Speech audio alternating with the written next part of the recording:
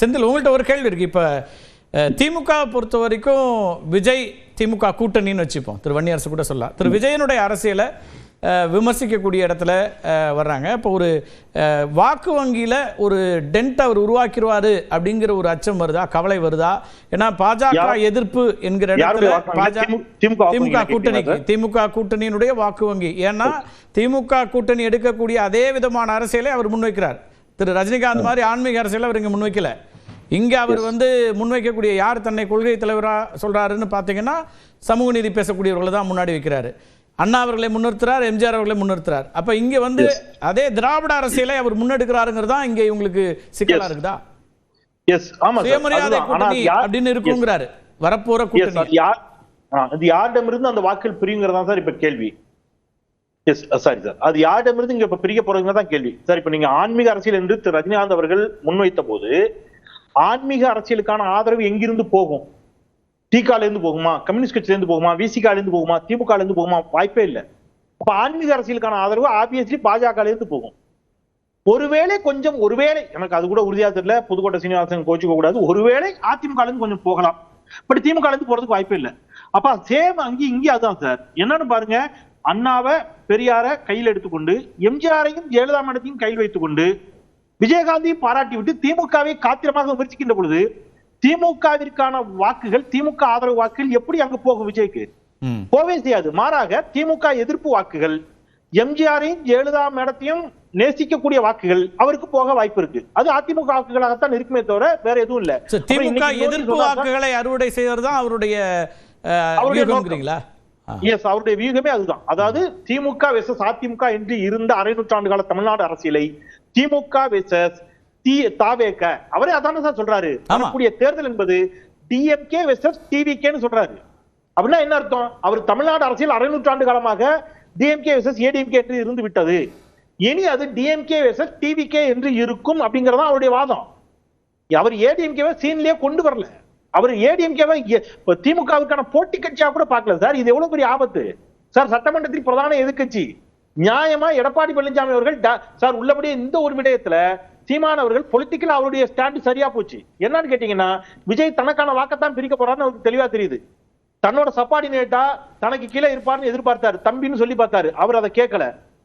டக்குன்னு அடுத்த நாள் விஜய் அவருடைய வாக்குகளுக்கு எங்க சிக்கல் வரும்னு நினைக்கிறீங்க? திரு சீமான் அவர்கள் முன்வைக்கிறது தமிழ் தேசிய அரசியலை முன்வைக்கிறாரு.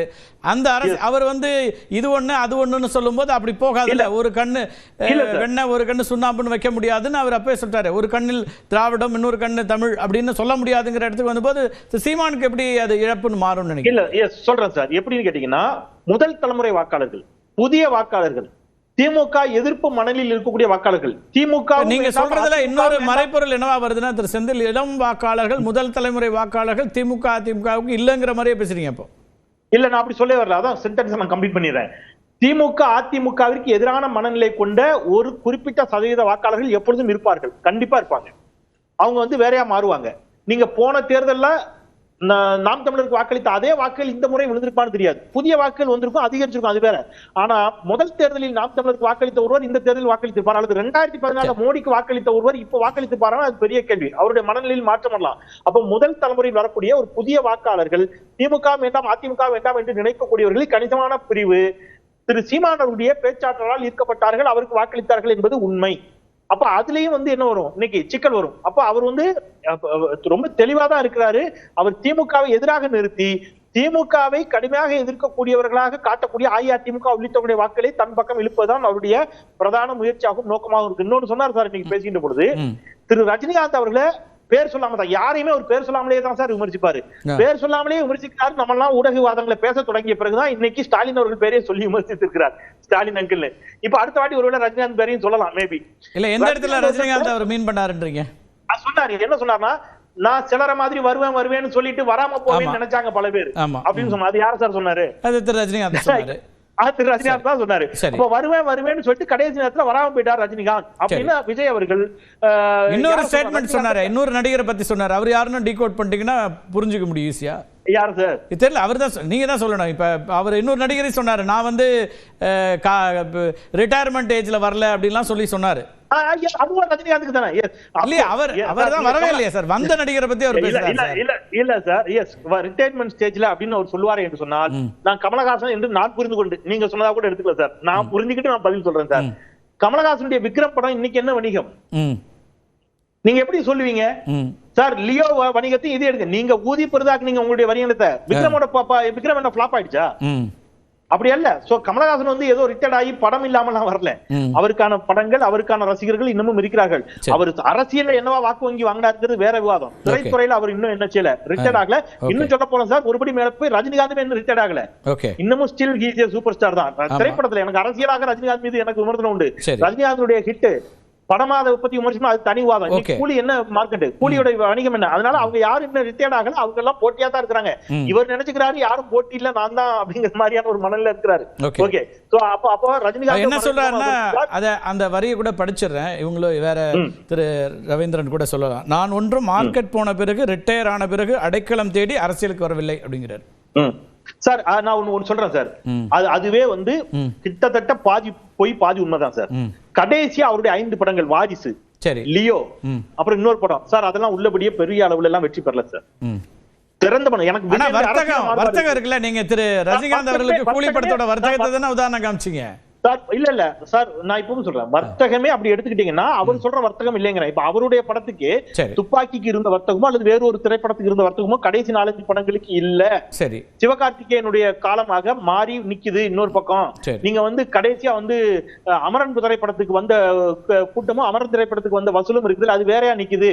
இவருக்கு ஒரு விஷயம் தெளிவா புரிஞ்சுது, என்ன அப்படின்னு கேட்டா, ரஜினிகாந்த் அவர்களும் கமலஹாசன் அவர்களும் இன்னும் ஒரு 10 வருஷம் 15 வருஷம் கழிச்சு வந்த மாதிரி நம்ம வந்துடக்கூடாது. நம்முடைய கிராஃப் சின்னதா சரியா ஆரம்பிக்கும் போதே நாமளே என்ன செஞ்சிடலாம், ஃபிட் பண்ணிட்டு வரலாம் அப்படிங்கறதாகத்தான் அவர் வந்து என்ன செய்யறாரு, வராரு. நான் இன்னும் ஒரு 2 இதை மட்டும் சுருக்கமா சொல்லிடுறேன் சார். இன்னைக்கு என்னுடைய கேள்வி, உங்களுக்காக ஒரு 19 வயது இளைஞன் பேனர் கட்டும் போது மரணித்திருக்கிறார். குறைந்தபட்சம் ஒரு இரங்கலை சொல்லிட்டாவது தொடங்கிருக்கலாம் சார். அந்த இளைஞனை பத்தி ஏதாவது பேசுனீங்களா? போன முறை இதே மாதிரி விபத்தில் உங்களுடைய மாநாட்டிற்கு வந்து சென்றவர்கள் விபத்தில் பலியானார்கள். அவர்களை நேர்ல கூட போய் நீங்க நினைச்சல பார்க்கல. இந்த இதுல கூட சார் நீங்க திமுக காத்திரம் விமர்சிங்க, தப்பு இல்ல. பாஜக தோழர் வன்னியரசு அழகா சுட்டி காட்டினாரு. பாஜக வந்து அவர் எவ்வளவு கிளவரா டச் பண்றாரு பாருங்க. அண்ணன் ரவீந்திரநாத் என்ன சொன்னதுல ஒரு பாயிண்ட் கரெக்ட். அவர் பாஜக எங்க மட்டும் தொடராருன்னா, மோடி அவர்களே அதுல கூட நரேந்திர பாய் மோடினாரு, அது யாருன்னு தெரியல எனக்கு. நரேந்திர பாய் தாமோதரதாசன் புதுசா யாரோ பேர சொன்னாரு. அவர் சொல்லிட்டு சொல்றாரு, நீங்க இஸ்லாமியர்களுக்கு எதிராக செயல்படுவதற்காக மட்டும்தான் ஆட்சிக்கு வந்தீர்களா அப்படிங்கிறாரு. அது என்ன நோக்கம்? இஸ்லாமியருடைய வாக்குகள் கோரா இந்தியா கூட்டணிக்கு, திமுக கூட்டணிக்கு இருக்கிறது. அதை மட்டும் நான் குறி வச்சுக்கிறேன். திரு விஜயனுடைய அரசியல் திமுக கூட்டணிக்கு நெருக்கடி கொடுக்கக்கூடியதா மாறுதா?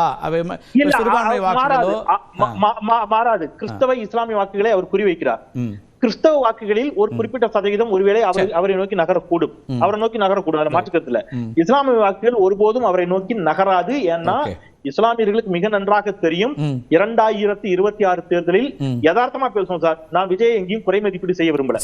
2026 அவர் ஆட்சிக்கு வருவாருன்னு நான் நம்பல. அப்படி இருக்கின்ற பொழுது 1 ஓட்டு 2 ஓட்டு வித்தியாசத்துல ஒருவேளை விஜயும் வெற்றி பெறாம திமுகவும் தோத்து அதிமுக பாஜக கூட்டணி ஆட்சிக்கு வரக்கூடிய ஒரு நிலை ஏற்பட்டால் தமிழ்நாட்டை ஆளப்போவது அமித்ஷா என்பது இஸ்லாமியர்களுக்கும் கிறிஸ்தவர்களுக்கும் நன்றாகவே தெரியும். அவர்கள் தங்களுடைய ஒரு வாக்கை கூட வீணடிக்க மாட்டார்கள். அவர்களுக்காக ஆண்டாண்டு காலமாக களத்தில் நிற்கக்கூடிய திமுக, விடுதலை சிறுத்தைகள், இடதுசாரிகள் உள்ளிட்டவர்களோடு தான் அவர்கள் நிற்பார்கள். அவர் முயற்சி பண்றாரு, முயற்சி பண்ணி பார்க்கட்டும். நான் சார் வித் யுவர் பெர்மிஷன் ஒரே ஒரு கேள்வி தான் திருப்பியும் நான் ஏன் அண்ணன் அதை திருப்பி கேட்க ட்ரை பண்றேன்னா, இதுவரைக்கும் ரவீந்திரன் பேசுகின்ற பொழுதெல்லாம் ஆரம்பிக்கும் போதே சொல்லுவாங்க அன்டெஸ்டட், வாக்கு சதவீதத்தை நிரூபிக்காதவருமாக. இன்னைக்கு அந்த வார்த்தையே எங்கேயும் வரல. ஒருவேளை விஜயனுடைய இந்த மாநாட்டை பார்த்து அவருக்கு ஒரு ப்ரூவ்டு ஓட் பர்சன்டேஜ் இருக்குது, அது வந்து சிக்கலை ஏற்படுத்தும், ஒருவேளை நாம் தமிழருக்கு சிக்கலை ஏற்படுத்தும் அவர் நினைக்கிறாரா? நான் அறிந்து கொள்ள தெளிவா பயில் சொல்றேன் தம்பி செந்திலுக்கு. எங்க அண்ணன் சிவாஜி கணேசன் மாதிரி தான் விஜய். பார்த்ததுமே கட்டுக்கடங்காத கூட்டம் 8 நிமிஷம் போயிட்டே இருந்தாங்க. விஜய் பேசுறதை கேட்கறத விட விஜய் பார்த்துட்டு கூட்டம் ஓடிச்சு. இன்காம்பிட்டன்ட் இன்எலிஜிபிள்னு கமலஹாசன் நிரூபிச்சதுனால தான் 1% செந்தில் 8.3க்கு சகோதரர் சீமான் வந்திருக்கிறாரு. விஜயும் இன்காம்பிட்டன்ட் இன்எலிஜிபிள் நிரூபிச்சா சீமான் ஏறி வருவார். இதையும் தாண்டி காஸ்ட் இஷ்யூவில் சீமான் எடுக்கிறத நான் வெளிப்படையாக சொல்றேன். பறையர் தேவேந்திர குல வேளாளருக்கு 5% உயர்த்தணுங்கிறார் சீமான். விஜய் கிட்ட பேச்சே இல்லை. திரௌபதி அம்மன் கோயிலுக்குள்ள ஆலய பிரவேசம் நடத்தணும்னு சொல்றாரு. தீப்பந்தம் எடுத்து தீண்டாமை ஒளின்னு சொல்லக்கூடிய விஜய் கிட்ட இதுல பேச்சே இல்லை. கவின் கொலைக்கு அவர் ஆணவ கொலைக்கு எதிராக நிற்கிறாரு. பல்லர்களே பாண்டியர்கள் சொல்றாரு. அதை மீறி பசுமனுக்கு போயிட்டு வராரு. இவர் இன்எலிஜிபிள்னு எடப்பாடி சொல்றது கூட எடப்பாடி பசுமனுக்கு போகாம இருக்கிறதுனால என்னவோ தெரியல. பாராளுமன்ற கட்டடத்தில் சமஸ்கிருதம் இருக்கு, ஏன் தமிழ் இல்லைன்னு கேட்கிறாரு. இது யாரை கேட்கறது? இயல்பிலே துணிச்சல் உள்ள ஒருத்தன் தான் இந்த பெரிய லாபியை கேட்க முடியும். அதை நான் சொல்றேன்.